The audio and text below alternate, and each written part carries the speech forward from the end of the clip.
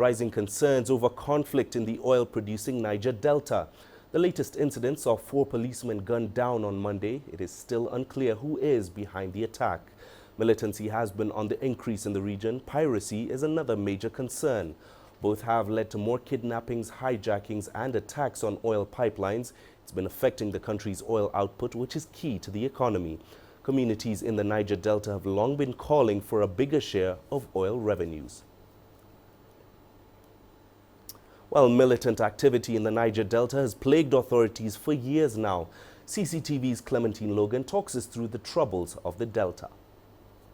The Niger Delta covers around 8% of Nigeria's landmass. It's the largest wetlands region in Africa. Now, the rush to drill oil began in the 1950s, helping boost Nigeria's economy. But ethnic unrest began to boil over in the 1990s, and that gave rise to hundreds of militant groups. The biggest wanted to take over petroleum production in the Delta, focusing on Port Harcourt. Between 2003 and 2004, 2 main groups battled it out for control. Government troops collaborated with one of them and were later accused of committing human rights abuses. A 2004 government crackdown saw a major oil crisis in the country, with groups targeting pipelines and installations. Oil giant Shell was forced to evacuate hundreds of its employees. Meanwhile, piracy had picked up off the coast, and by 2013, Nigeria was the most pirated nation in Africa after Somalia.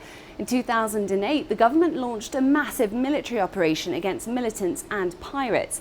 At this point, the movement for the emancipation of the Niger Delta had become the most active group, even kidnapping soldiers.